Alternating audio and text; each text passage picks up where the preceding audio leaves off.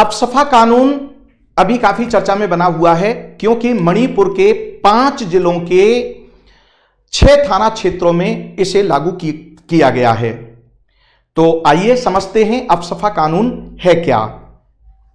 देखिए, आर्टिकल 355 के तहत केंद्र सरकार को यह जिम्मेदारी दी गई है कि वह राज्य को आंतरिक गड़बड़ी और बाह्य आक्रमण से सुरक्षा प्रदान करे। इसका मतलब यह है कि जब राज्य की पुलिस के माध्यम से जो कानून व्यवस्था नियंत्रण किया जाता है, अगर पुलिस असक्षम हो जाती है कानून व्यवस्था नियंत्रण करने को लेकर के, तो फिर वहां पर केंद्र सरकार अनुच्छेद 355 के तहत अपनी जिम्मेदारियों को निभाती है और वहां पर मिलिट्री और पैरामिलिट्री फोर्सेस को डिप्लॉय करती है उसको सुरक्षा देने के लिए।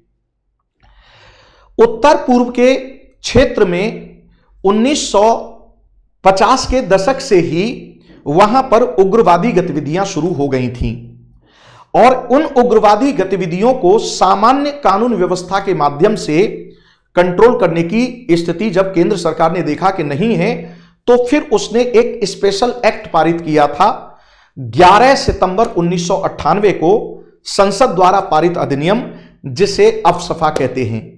तो ये क्या है, आ जाइए, जिसके माध्यम से कानून व्यवस्था नियंत्रण किया जाना है उस अशांत क्षेत्र में। तो सशस्त्र बल विशेष शक्तियां अधिनियम 1958, इसी को हम अफसफा कहते हैं। इसकी फुल फॉर्म है armed forces special power act 1958। 11 सितंबर 1958 को इसे संसद द्वारा पारित किया गया। नोट कर लीजिएगा, पीटी का फैक्ट है और संसद द्वारा पारित है, यानी संसदीय अधिनियम है ये।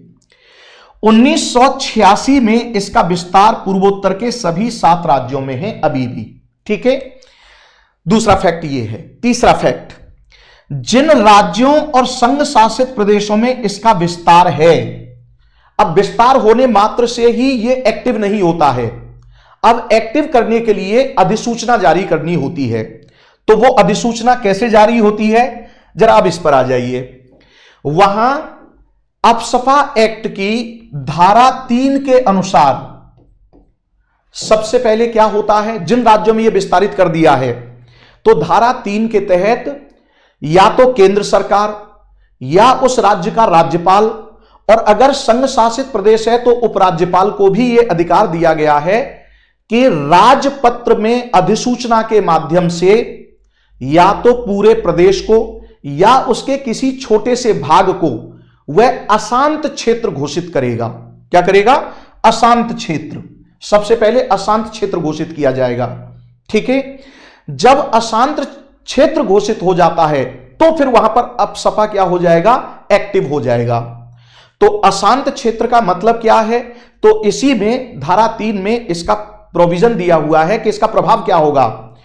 तो अशांत क्षेत्र घोषित करने पर प्रभाव यह है कि वहां पर सिविल शक्ति का मतलब है राज्य की जो कानून व्यवस्था नियंत्रण करने वाली फोर्स है, जिसमें मुख्यतः पुलिस ही है, राइट।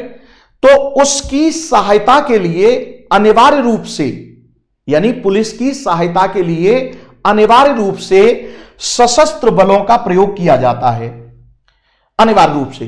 अब इन सशस्त्र बलों में कौन है, सशस्त्र बलों में इसी अधिनियम में कहा गया है कि सशस्त्र बलों के अंतर्गत जो भूमि पर रह करके काम करेगा, चाहे वो सेना हो या वो वायुसेना हो या वो केंद्र सरकार का ही कोई पैरामिलिट्री फोर्सेस हो, जैसे सीआईएसएफ हो गया, आईटीबीपी हो गया, बीएसएफ हो गया, सीआरपीएफ हो गया। जैसे अभी सीआरपीएफ और बीएसएफ की दोनों की मिलाकर के 20 यूनिट अभी अतिरिक्त यूनिट तैनात की गई हैं मणिपुर के उन 5 जिलों के यानी 6 थाना क्षेत्रों में। ठीक है, सशस्त्र बल का मतलब समझ में आ गया ये। अब जब ये सशस्त्र बल वहां पर रहेगा तो अब इसको क्या अधिकार है, भाई पुलिस तो काम कर ही नहीं पा रही है, वो तो पंगु हो गई। वहां क्यों हो गई, क्योंकि उनके पास आधुनिकतम हथियार हैं, गोला बारूद है, यानी बाहर से उनको इस तरह का सपोर्ट मिल रहा है। उग्रवादी क्या हैं, संगठन हैं जो ऑर्गेनाइज रूप में काम कर रहे हैं। तो अब ऐसे लोगों से निपटने के लिए अब यहां पर अगर वो सामान्य कानून व्यवस्था नियंत्रण के तहत अगर ये काम करेंगे तो भाई आपके ये तो मारे जाएंगे। तो इसीलिए इनके लिए यह कानून बनाया गया है, स्पेशली इनको पावर देने के लिए। तो ये जो सशस्त्र बल का जो सक्षम अधिकारी, यानी जैसे अभी जिस थाना क्षेत्र में वो यूनिट है तो उसका एक कमांडर होगा, तो उसके पास ये शक्ति है। क्या शक्ति है? धारा 4 उसको ये शक्ति दे रही है। क्या शक्ति दे रही है? कि जब उसे ये पता चल जाए, यानी अगर वास्तव में इंफॉर्मेशन है, सही है, वो तो बात हो ही गई, लेकिन संदेह के आधार पर भी उसको कार्रवाई करने का अधिकार है। और इसी आधार पर इसकी आलोचना की जाती है इस अधिनियम की, कि वो जो सशस्त्र बल का सक्षम अधिकारी है वो संदेह के आधार पर व्यक्ति एवं व्यक्तियों के समूह को बिना वारंट के गिरफ्तार कर सकता है।